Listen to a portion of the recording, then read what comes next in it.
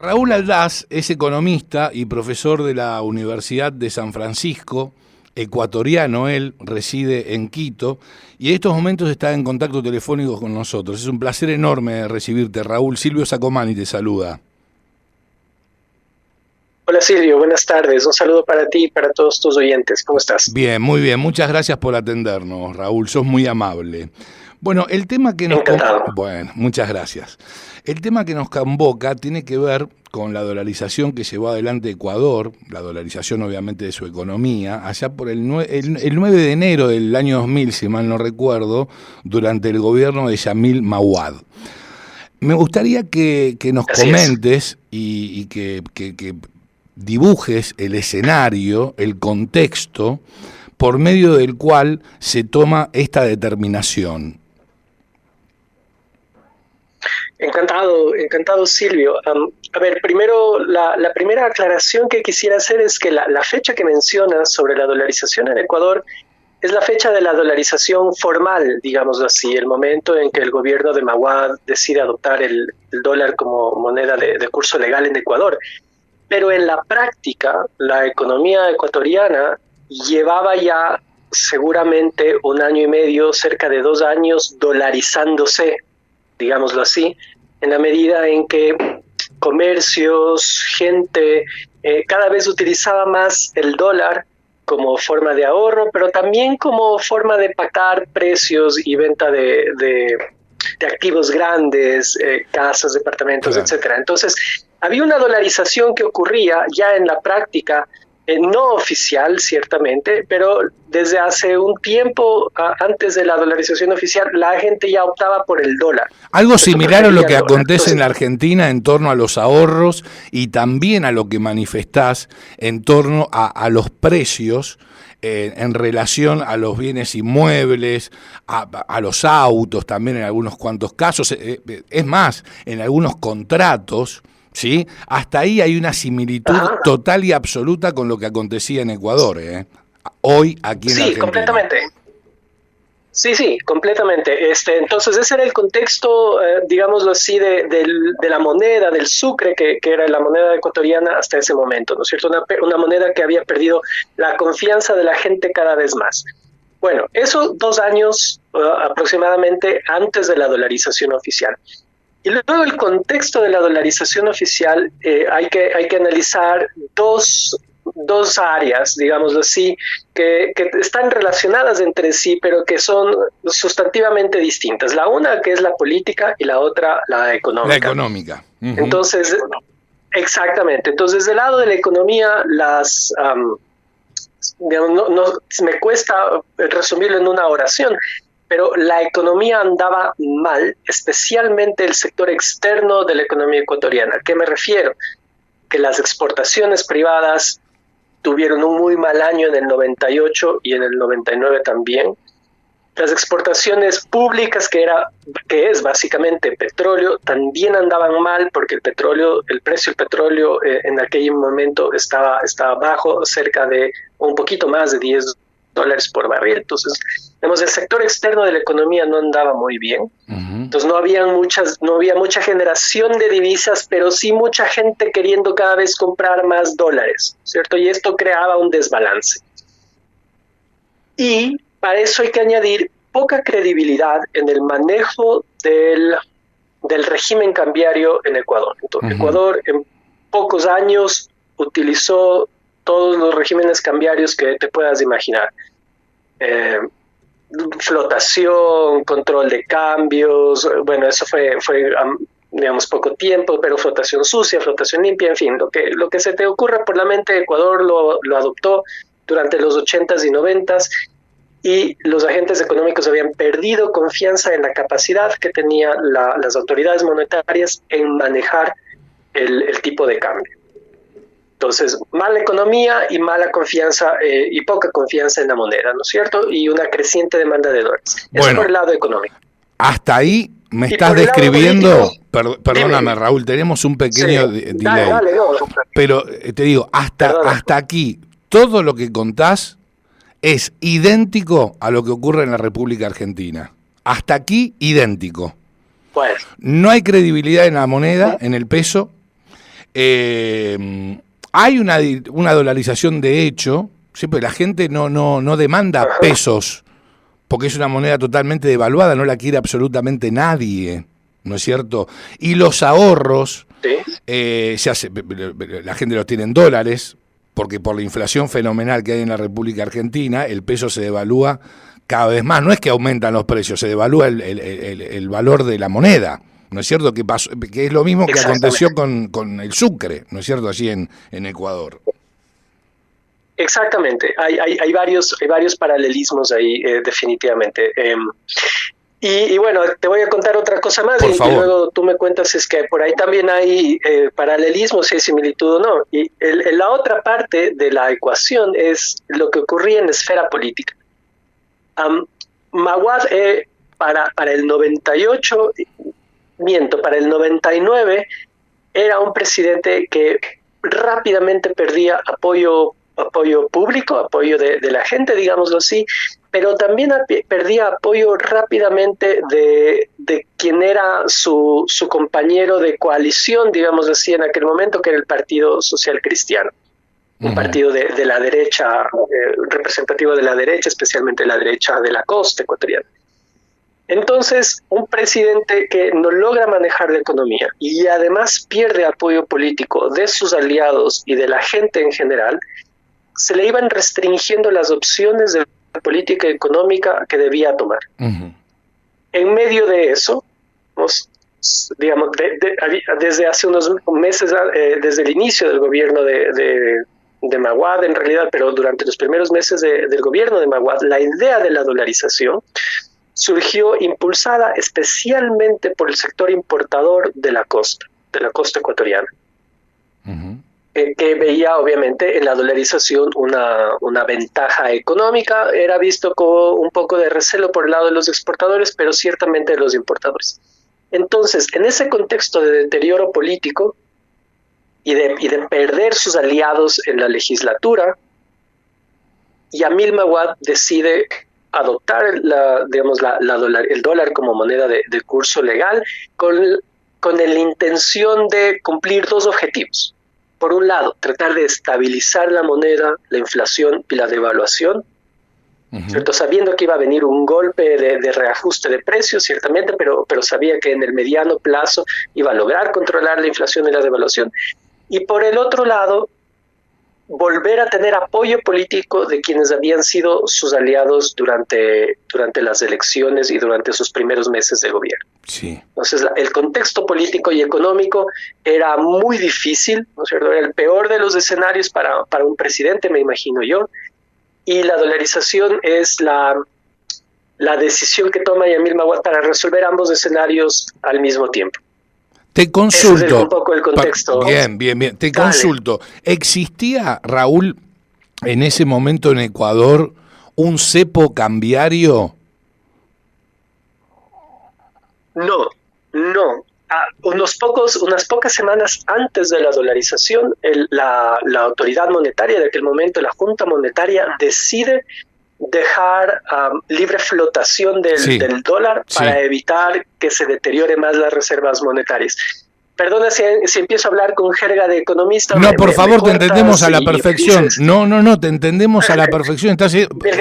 Estás haciendo docencia y se entiende a la perfección. Sos muy claro. Gracias. Entonces, la Junta Monetaria decide adoptar la libre flotación para evitar perder más reservas de las que ya venía perdiendo.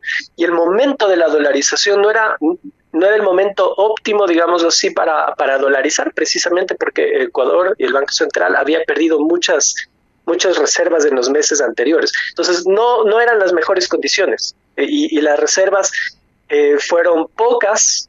Y por eso el momento de hacer la conversión entre sucres y dólares, tuvieron que las autoridades monetarias hacer un overshooting cambiario, sería, ¿no es cierto? Como elevar el tipo de cambio dólar a sucre dólar, ¿no es cierto? Mucho más de lo que estaba en aquel momento en mercado, para poder tener reservas suficientes y empezar una conversión paulatina entre sucres y dólares. Overshooting, una devaluación del sucre, básicamente.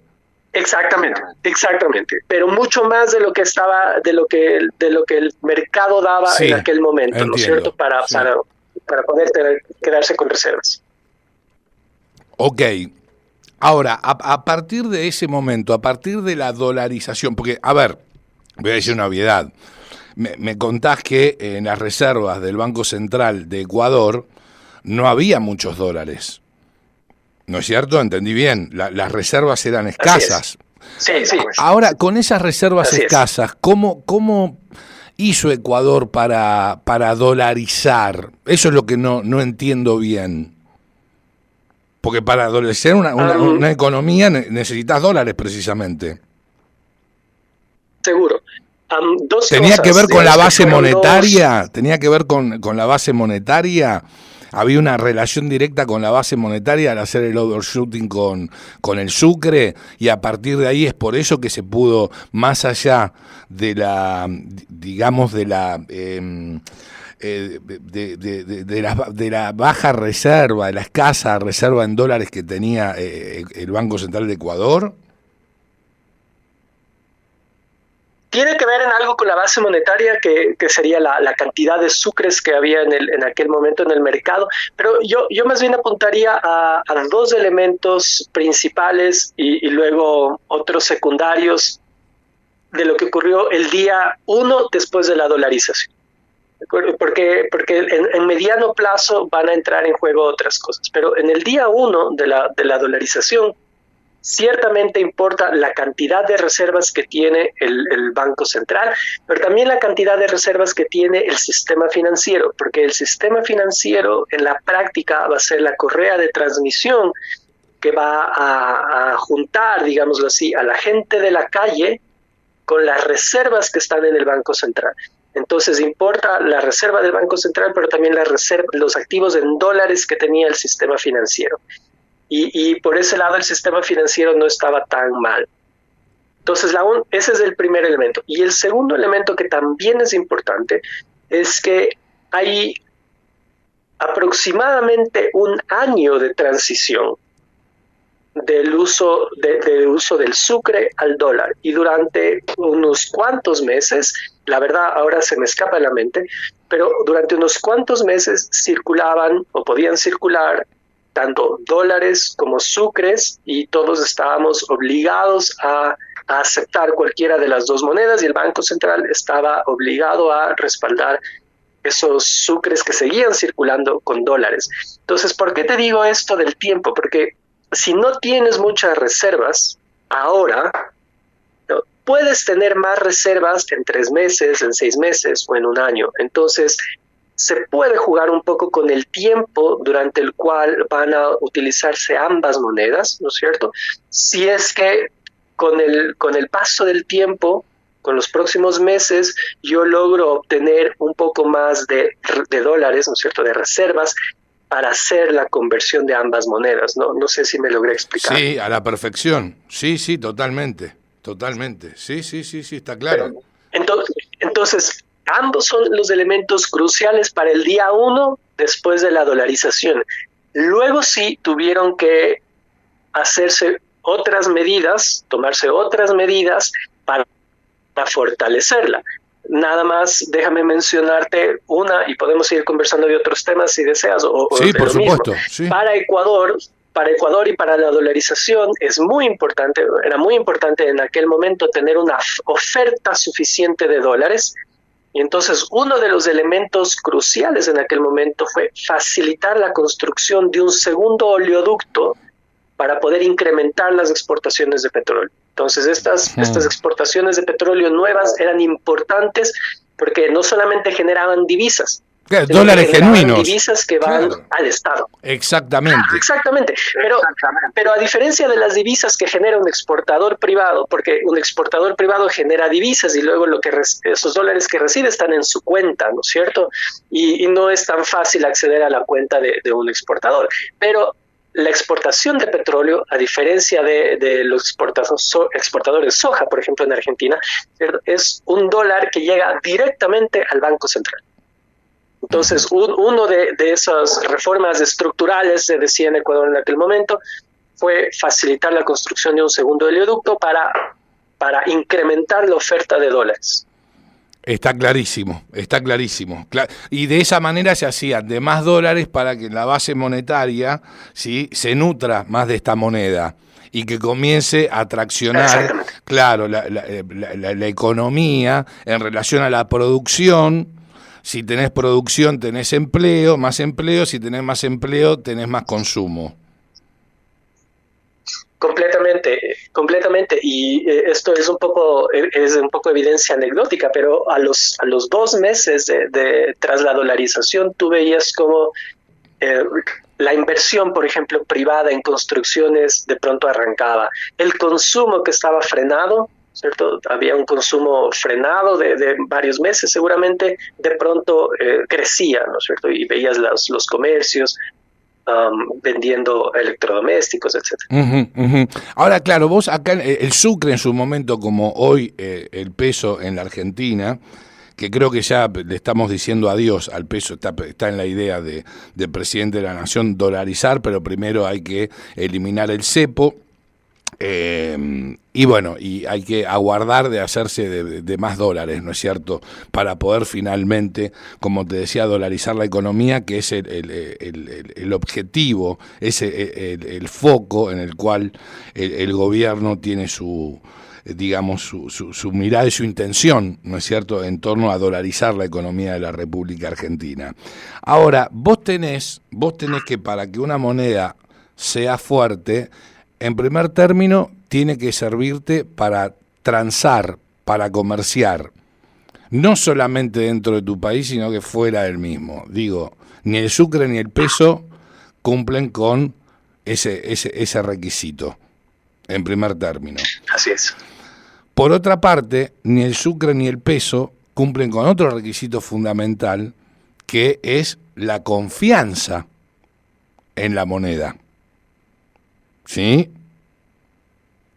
¿Estamos de acuerdo? Bien. Y me parece que hay un tercer punto que también tiene que ver con la credibilidad, también con poder comerciar, que precisamente es que la moneda, para que sea fuerte, hoy podés comprar con la misma un par de gafas, ¿no es cierto?, unas gafas, y de acá a un año comprar las mismas gafas, no te digo con el mismo precio, porque la inflación existe, hay una inflación núcleo que existe en todos los países del mundo, pero yo estoy hablando de una inflación razonable que va del 3 al 5%, que es la que tienen los países que tienen saneada su economía. La inflación dejó de ser una patología en el resto del mundo, a excepción de Argentina, Sudán, Venezuela, en otros tantos países, ¿no es cierto? Entonces esos 3 requisitos son fundamentales, requisitos que hoy y en su momento el Sucre, el peso no los tiene, ¿no es cierto? Sí, bueno, ahí ustedes saben más que yo, ¿no es cierto? Yo no estoy en Argentina ahora, pero me atrevería a decir que sí, que hay ese punto en común en que el peso no está fungiendo adecuadamente como lo debería ser una moneda. Claro. Estoy de acuerdo. Tenés que a ver, no hay demanda en pesos en la Argentina. Ahora bien, una vez que se dolarizó, ¿qué fue lo que aconteció? ¿Cómo lo tomó el mercado? Que yo pienso y estoy totalmente alineado con que el mercado somos todos. No son las empresas el mercado solamente, o los comercios, somos todos. No solamente. Así es. ¿Cómo tomó el mercado? Sí. Es una muy buena pregunta, porque me parece que en esa complejidad de los primeros meses de la dolarización está gran parte de lo que puede ser su éxito en el corto plazo, ¿cierto?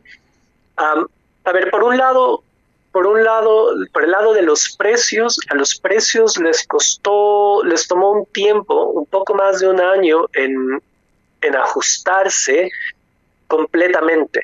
Entonces, ajustarse hacia la baja, decís vos.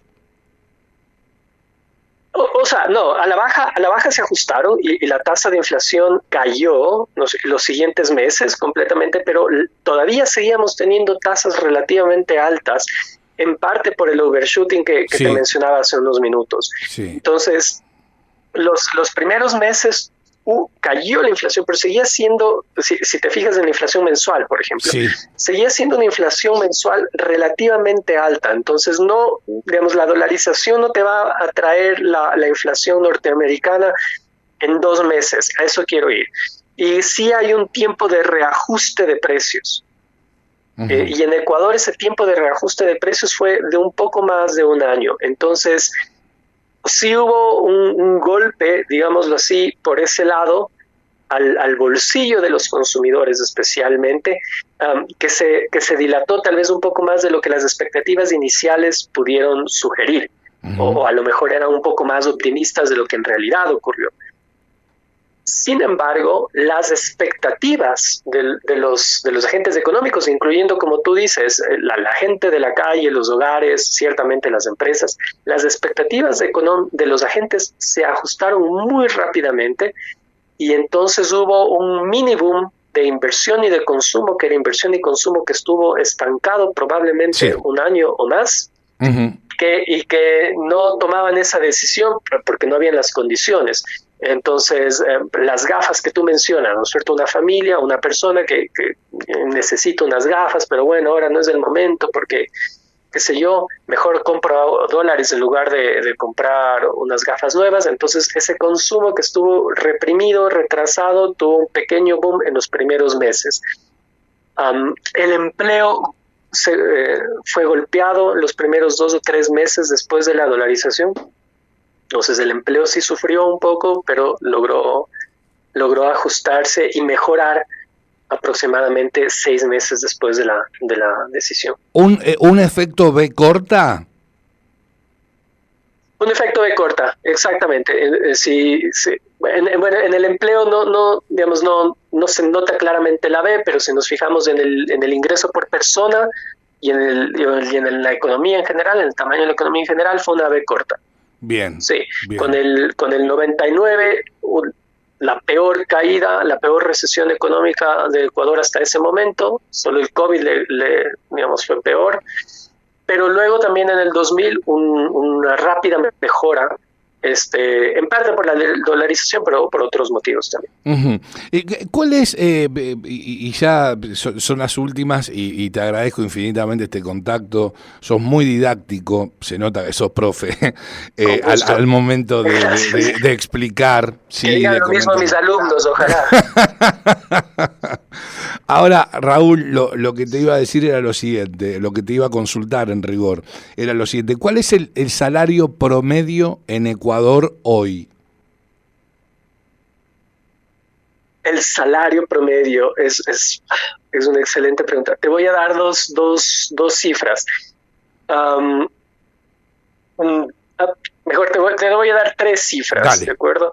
El salario mínimo que cualquier empresa, en teoría, formalmente debe pagar a un ecuatoriano que trabaja a tiempo completo, 8 horas diarias, Sí, bordea los $500. Es 500 dólares. 490 y algo. Sí, Sí, $500 por sí. sí, Ajá. sí. Bueno, pero en la práctica el salario promedio está mucho más abajo. El salario promedio debe estar cerca de los $300. Hay una enorme variación entre el sector formal e informal. Sí. Y el salario mediano, digamos así, que es el salario más común entre los trabajadores ecuatorianos, está seguramente un poquito más abajo, alrededor de los $270. ¿Doscientos Entonces, setenta hay mucha dólares? variación. Ay, Sí, es muy sí, hay mucha poquito. variación, ¿Y cuánto sale un alquiler ¿no? en Hay mucha Ecuador? variación. Por ejemplo, el alquiler de Y, un departamento de 2 dormitorios, suponte. Tiene que ver con la zona, todo, y pero va, yo para hacer un promedio, digo, ¿no? sí, no sé, ahí me vas a tomar la lección ahí, pero porque me costaría dar un número, pero va a variar y seguramente va a variar entre ciudades y sectores. Sí, por supuesto. Pero, a ver, déjame intentar poner algo promedio en Quito, ¿de acuerdo? Sí. Seguramente unos Yo creo que encontrarás entre 400 y 600 dólares. 400 y 600 dólares, ¿qué es lo que sale acá si vos haces la conversión? Si 400.000, 600.000 Bueno, pesos mira, serían. Sí, sí, exactamente. Sí, sí, sí. Como un buen precio, te diría, acá en la Argentina. Pero ¿y cómo hacen esas ok. personas que vos me hablás de un salario promedio de 270, entre 200 y 400 dólares, suponte? ¿Cómo hace la gente para poder alquilar? Digo, durante la dolarización, digo, o en la dolarización en la Ajá, cual se encuentra inmersa Ecuador hace tantos años ya. Digo, la gente ajá. no se ha visto, digamos, de algún modo perjudicada por la misma en sus bolsillos, más allá de que no hay inflación, o hay una inflación del 3% hoy por hoy, Al, o deflación, si no, querés, en Ecuador, no lo al tengo contrario. presente. No. Al contrario, la dolarización mejoró la calidad de vida de los ecuatorianos porque inmediatamente, en una cuestión de pocos meses, eh, gran parte de la gente que vivía por debajo de la línea de la Claro. pobreza automáticamente subió por encima de la línea de la pobreza. Y no es solamente una estadística o un efecto ¿Y eso a qué se contable, digamos debió? así, ¿Eso a qué o se debió, Raúl? A que al control de la inflación, al control de la inflación. sí. El control de la inflación y que el resultado directo es que el ingreso de las personas mantiene su valor en el tiempo. No, eso está clarísimo, pero Entonces, digo, por ejemplo, vos tenés un alquiler y esto no quiere decir que esté en contra de la dolarización bajo ningún punto de vista, simplemente quiero despejarme algunas cuantas dudas que tengo, ¿no es cierto? Digo, pero si vos tenés sí, sí, un salario promedio de 300 dólares, suponte, ¿cerramos en 300? ¿Te parece bien? Bien, dale. Sí, sí, dale. y un alquiler te sale 400 dólares. Digo, ¿cómo haces para pagarlo? Más Sí. allá de que vos sabés que hoy comprás un vaso y te sale $1.50 y dentro de un año te sale $1.53, suponte. ¿No es cierto? Seguro, Más allá seguro. de eso, digo, Ahí, no te alcanza de todas maneras. O de repente tenés créditos de acuerdo. blandos, los créditos, si hay créditos, son blandos porque están en dólares y la tasa es una sola, ¿no es cierto? No, hay diferentes tasas dependiendo del segmento del mercado, Ah, pero sí. el mercado de crédito funciona relativamente bien y mejoró definitivamente lo de la dolarización, desde la dolarización. A ver, hay una respuesta corta ahí a esa pregunta y es que una familia, la familia ecuatoriana promedio tiene 1.6 perceptores de ingreso. De Ajá. manera que en promedio estarán, digamos, ganarán la familia ecuatoriana promedio unos 600 dólares aproximadamente. Pero lo que quiero enfatizar es Entiendo. que esa es la familia promedio, ¿no es cierto? Y estábamos hablando del salario promedio. Y la familia ecuatoriana promedio no va a alquilar estos, digamos, estos departamentos de los que hablábamos. Digamos, eso está para la gente que tiene un trabajo formal, público, privado, no importa, pero tiene un trabajo formal. Uno de los problemas que tiene Ecuador, y esto no es debido a la dolarización, sino a otros temas, es que el mercado laboral es demasiado rígido y entonces hay un sector muy privilegiado que tiene un trabajo formal Ujú. y tiene mucha protección. Digamos, hay muchas condiciones económicas y legales que protegen a esa persona, pero por esa misma razón, ese mercado laboral formal es muy pequeño. Pero la mayor parte de la población va a estar en el mercado informal, donde no necesariamente van a trabajar 8 horas, donde a lo mejor van a trabajar menos de 8 horas diarias, donde seguramente no van a tener prestaciones de seguridad social, etcétera, etcétera. Entonces sí hay una ruptura en el mercado laboral y eso sí es problemático, definitivamente. Ok, está claro, está claro. Bueno, muy bien, Raúl, te agradezco infinitamente este contacto para nuestros queridos oyentes, estoy seguro, y en lo personal, obviamente, fue esclarecedor. ¿Sí? Tus consideraciones fueron esclarecedoras con respecto a las ventajas, ¿sí?, que implica para un país una dolarización, ¿sí? Y las desventajas también de algún modo las dejaste en claro, porque no todas son ventajas, pero más allá de todo eso, tener una moneda sana es el puntapié de inicio para que un país sea más grande y se haga más rico en torno a los dividendos, ¿no es cierto? Te agradezco mucho nuevamente y te envío un fuerte abrazo, Raúl. Gracias a ti por la invitación. Abrazo enorme. Un gusto. Muy Adiós. amable, ¿eh? Hasta luego. Chao. Adiós. Lo escuchabas a Raúl Aldaz, economista.